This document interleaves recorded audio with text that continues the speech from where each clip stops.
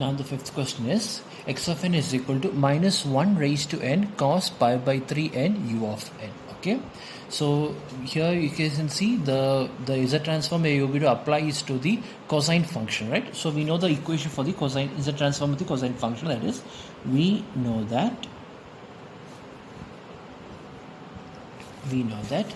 the z transform of, first we write the equation cos omega n u of n, right? Is the transform of cos omega n u of n is equal to z into z minus cos omega by z square minus 2z cos omega plus 1. This is the equation. So here basically it is omega is pi by 3. So that means z transform of cos pi by 3 n u of n is equal to z into z minus cos pi by 3 by z square minus 2z cos pi by 3 plus 1, right? So we know what is pi is 180, so 180 by 3 is 60, so cos 60 degree, cos 60 degree is 1 by 2.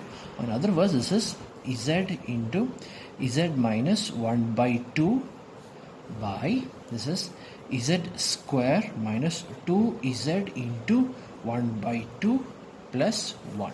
Okay, or this can be also be written as this 2 and this 2 will get cancelled. Is there any other magic to apply? No, there's no other magic. So that means this will become z into 2z minus 1 by 2 into z square minus z plus 1. Okay, so now I have found the z transform of cos pi by 3 n u of n, right? So now the given question is that this cos pi by 3 n u of n is also multiplied with minus 1 raised to n. So which property are going to apply? The scaling property, right? That is, we know that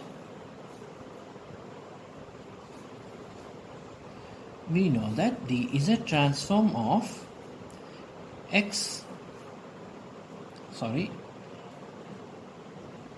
raised to n x of n, the z transform of a raised to n x of n is equal to x of a inverse z, right? A inverse z, this is the equation, right? So here it is z transform of a, the value of a is minus 1, so it is minus 1 raised to n x of n, which is nothing but x of a inverse is minus 1 raised to minus 1, which is nothing but minus 1 itself, which is nothing but minus z, right? So this is a function, which means that z transform of this is nothing but a function of minus z, which means that simply replace every z that you see here with minus z, that's all.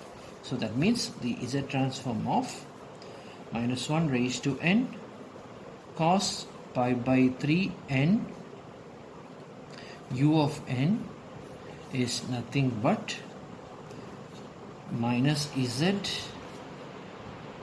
into minus 2z minus 1 by, and here it is 2 into z, by replacing z square with z minus z is z square itself, and this minus z becomes plus z plus 1.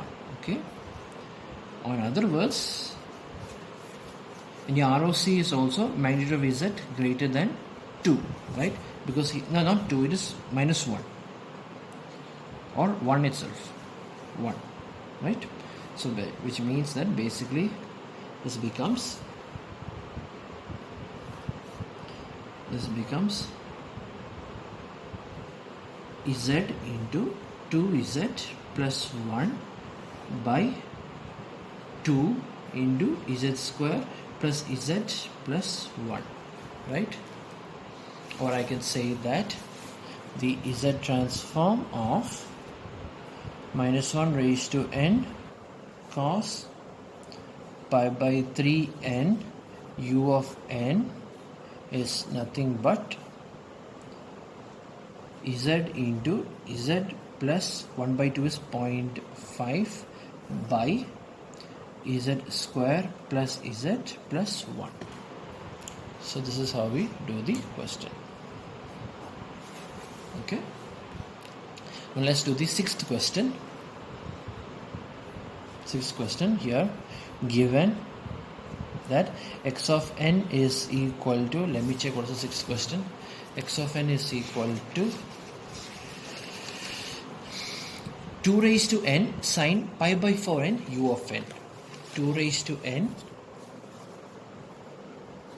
sine pi by 4n u of n. Okay, so now if you want, you can just pause this video and just try to do this problem by yourself. Okay, basically it's the same as the previous video, and just try to solve it and see if you're getting the right answer. Okay, so here it is a sine function, so we apply the z transform of this sine function. That is, we know that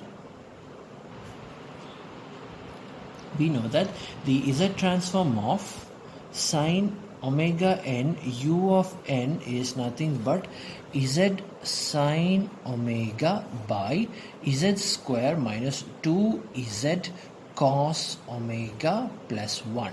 Alright, and here the value of omega is pi by 4. Pi by 4 is 180 by 4, which is 45 degree. Right, so this is a transform of sine pi by 4 n u of n is equal to sine z into sine pi by 4 by z square minus 2z cos pi by 4 plus 1. Okay, so sine pi by 4, sine 45 degrees 1 by root 2, cos 45 degrees also 1 by root 2. So which means this becomes z by root 2 by z square minus 2z by root 2 plus 1. Alright, or in other words, this is nothing but z by root 2 into this is z square minus root 2z plus 1. Magnitude of z is greater than 1. This is the ROC. ROC is magnitude of z is greater than 1.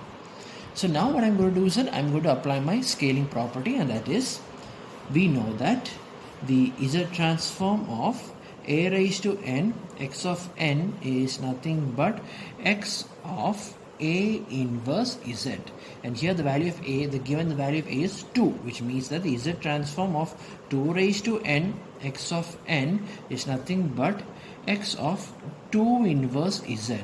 2 inverse z is better you write like this, x of z by 2, so substitution will be very easy. So which means that z transform of 2 raised to x of n is a function, z transform of this is a function of z by 2. That means replace every z that you see here with z by 2. So that means you will get the answer as,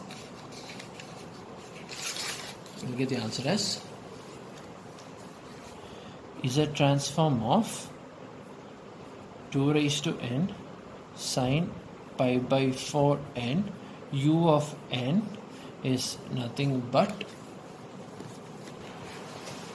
so what is the equation over here? Replace this z with z by 2, so this z becomes z by 2 by root 2 into, and replace this z square with z by 2, so becomes z by 2 becomes z square by 4, right? This becomes z square by 4. So z square by 4, okay, minus root 2 into z by 2, minus root 2 into z by 2 plus 1. Okay, this you can rewrite this as z by, you can write this as 2 root 2, right? This becomes 2 root 2 into, and this 2 and the root 2 is cancelled, and your only remaining term will be root 2, right? Is there any other way to write it more beautifully? Let me see. We can start here, right, like this, it's okay. Or if you want, you can just multiply every term with 4 and be done with it, right? If you multiply every term with 4, this becomes z square minus 2 root 2 z plus 4. That's what it looks like. So if you're multiplying this value with 4, then you have to multiply this above value also with 4. So this becomes 4 over here. So that means this becomes 2 ones are 2. So this becomes root 2z by z square minus 2 root 2 plus 4. Okay, this is your final answer, right?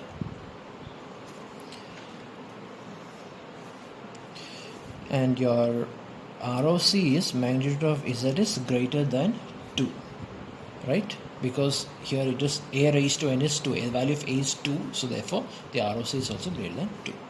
Okay.